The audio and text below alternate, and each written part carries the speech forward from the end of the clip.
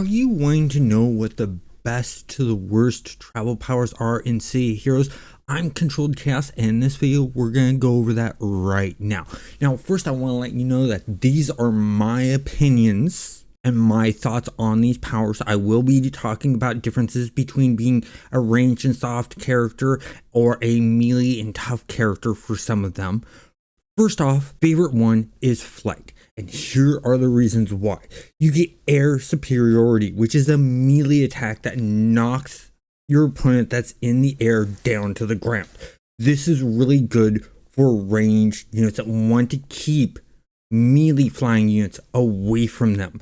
Now, it also has hover, and hover is a great defensive capability. It gives you good defenses, and it's nice to have while you're on a flight so you can keep yourself up in the air and away from the enemy so it's not doing any melee damage to you.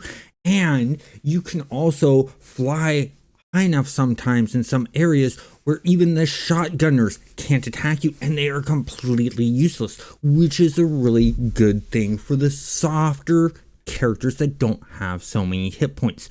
Then there's flight, which just lets you fly at really good speed.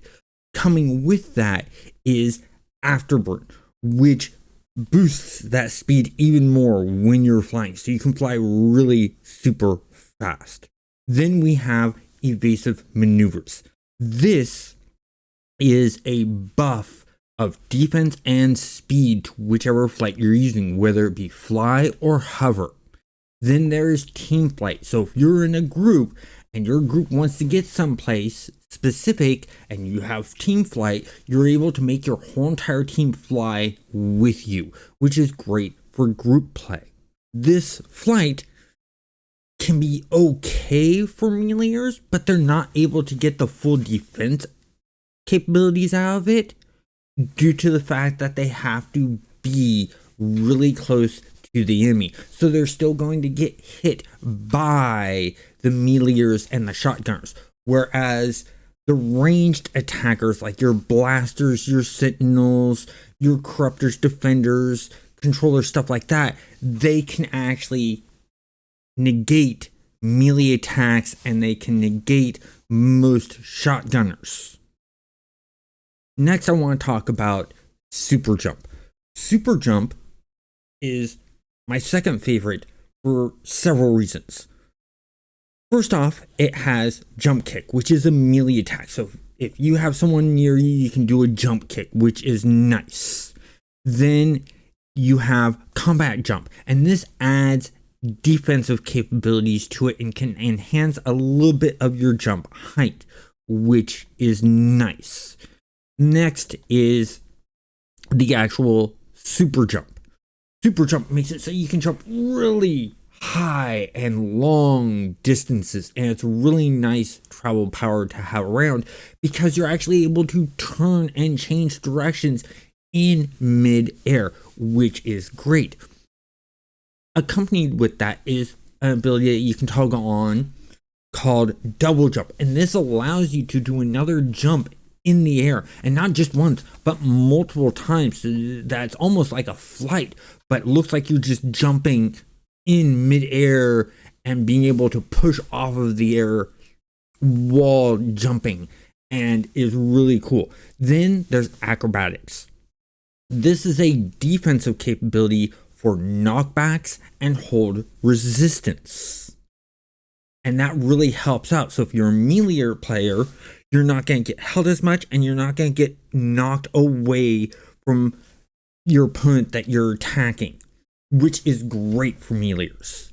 Then there is a spring attack, and this one you jump up straight up in the air and then you slam down onto the ground, and it's an AoE around you attack that is great. So super jump is killer for melee players. Great for melee players, and I love it. It works out perfectly fine for meleeers.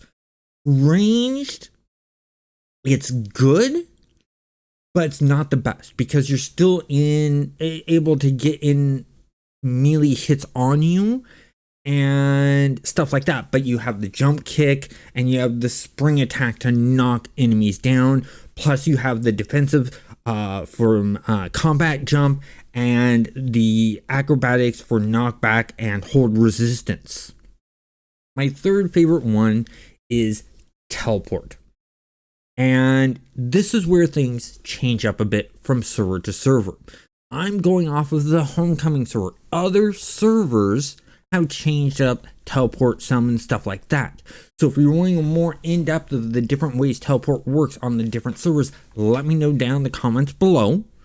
But first off, we have teleport target. And that one, you just target who you want to teleport, whether it be enemy or ally, and it teleports them right in front of you. Great for meleeers, because then you're able to pull a mob from its group and then attack them.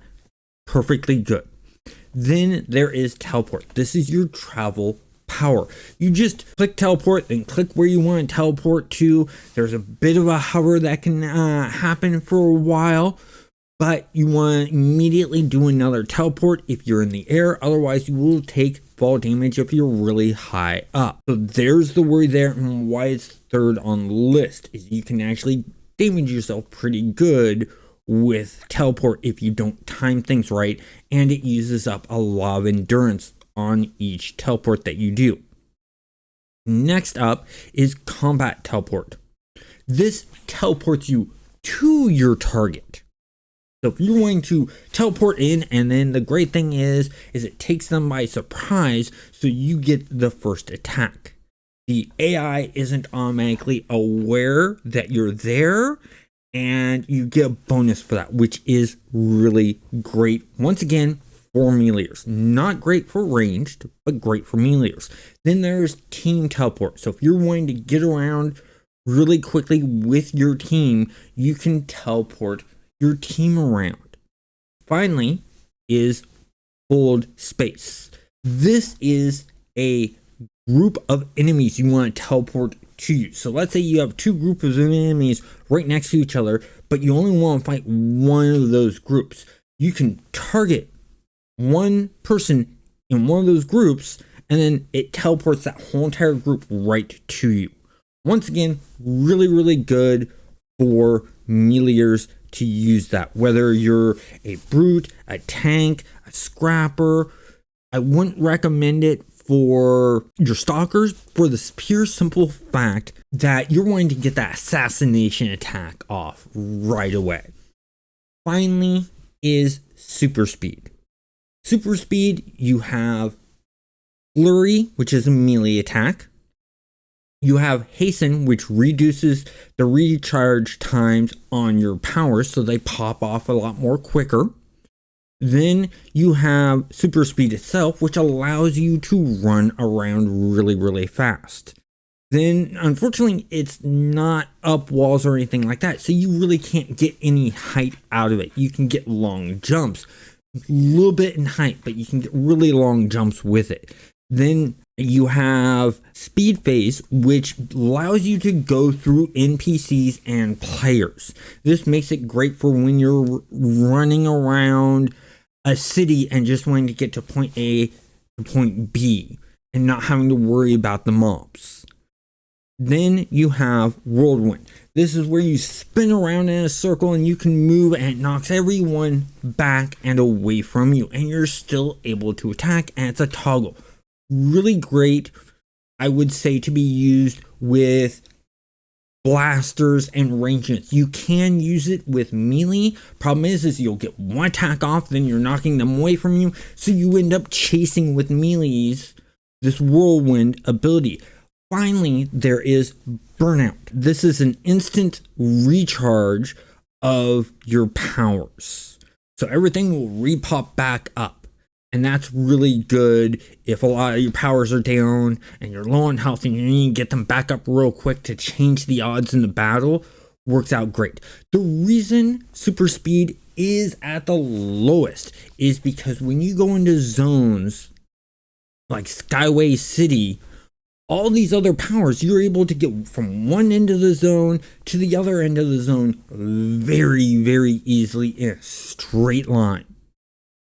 With super speed, you're having to zigzag your way around and figure out how to get over there using ramps and other things because you don't have the jump height. You don't have the height that teleport has or flight has to get up there. And if you're doing exploration badges, you're not going to be able to jump up in some areas where those badges are hidden, like on top of Atlas or City Hall in Atlas Park. You won't be able to access those areas that easily with super speed.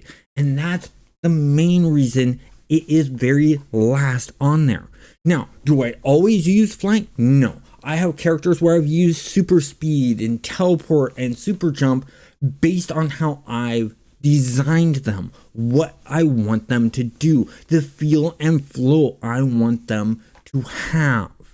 Most of my characters, yes, do use flight. I love flight. It's my number one, and I go down that list, like I said, but I have characters that use all the travel powers for different reasons.